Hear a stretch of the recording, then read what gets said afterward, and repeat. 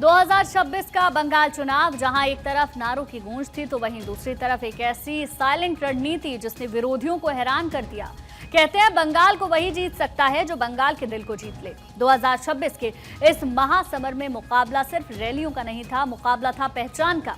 जहां एक तरफ विरोधियों ने किलों की घेराबंदी की तो वहीं दूसरी तरफ प्रधानमंत्री मोदी और अमित शाह ने बंगाल की मिट्टी, वहां की आस्था, वहां के गौरव को अपना हथियार बनाया। कैसे, आपको दिखाते हैं।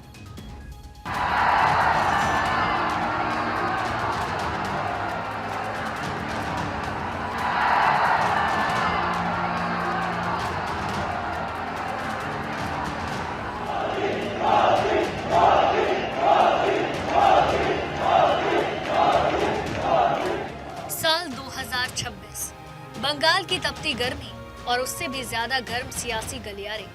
एक तरफ शोर था, नारे थे और दूसरी तरफ थी वो खामोश चाल जिसने विरोधियों की नींद उड़ा दी। ये मोदी शाह की उस रणनीति का हिस्सा थी जिसने बंगाल के चुनावी रण को फुटबॉल के मैदान से लेकर गंगा की लहरों तक पहुंचा दिया।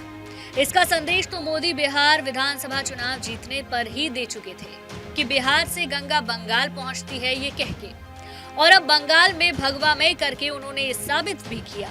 लेकिन मोदी शाह की सुपरहिट जोड़ी जहां सोचना शुरू करती है और जब तक विपक्ष को समझ आता है तब तक चुनाव खत्म हो जाता है। बाजी पलट चुकी होती है और इस बार भी वही हुआ।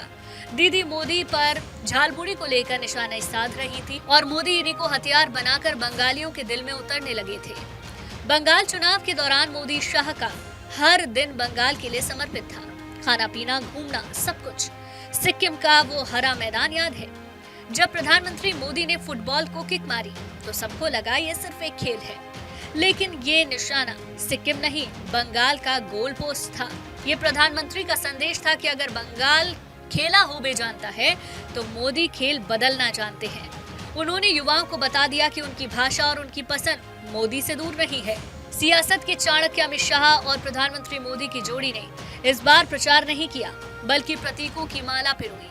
जब अमित शाह सोमनाथ में शीश झुकाते हैं या काशी में महादेव की भक्ति करते हैं तो वो सिर्फ पूजा नहीं होती। जब वही शाह गंगा सागर की लहरों को छूकर बंगाल की माटी को चूमते हैं तो करोड़ों बंगालियों के दिल में एक भरोसा जागता है कि उनकी आस्था का सम्मान अब दिल्ली के गलियारों में भी है। हुगली की लहरों पर जब प्रधानमंत्री मोदी की नाव धीरे धीरे आगे बढ़ रही थी तो वो सिर्फ सैर नहीं थी, तो वो बंगाल के पुराने गौरव, उसकी संस्कृति और उसकी रूह से जुड़ने की कोशिश थी। और फिर देखिए वो सादगी, जब देश का सबसे ताकतवर इंसान झाड़ग्राम की तंग गलियों में बैठकर आम आदमी की तरह झालमुड़ी का स्वाद लेता है तो वो बाहरी नहीं रहता, वो हर बंगाली माँ का बेटा और हर घर का दादा बन जाता है।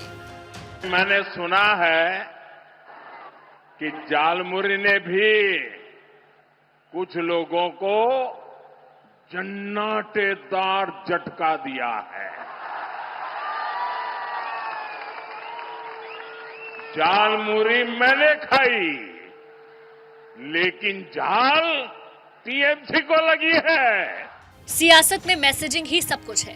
कोलकाता के बाजार में खुद जाकर कमल का फूल खरीदना कोई इत्तेफाक नहीं था, ये तरीका था हर घर को ये बताने का कि आपका चुनाव चिन्ह अब आपके हाथ में है। सिलीगुड़ी से लेकर कोलकाता तक मोदी और शाह के रोड शो ने सड़कों पर केसरिया समंदर ला दिया।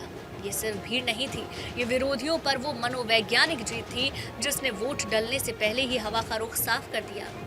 तो समझ लीजिए, 2026 का ये चुनाव सिर्फ ईवीएम की जंग नहीं थी, ये भावनाओं का ज्वार था। सिक्किम की वो फुटबॉल किक और झाड़ग्राम की वो झालमुड़ी, ये सब उस बड़ी तस्वीर के हिस्से थे जिसे मोदी का खेल कहा गया। उन्होंने दिखा दिया कि बंगाल जीतने के लिए सिर्फ वोट नहीं, बंगालियों का दिल जीतना जरूरी है। और इस बार मोदी शाह की जोड़ी ने ये करके भी दिखाया। Bureau report, Bharat 24।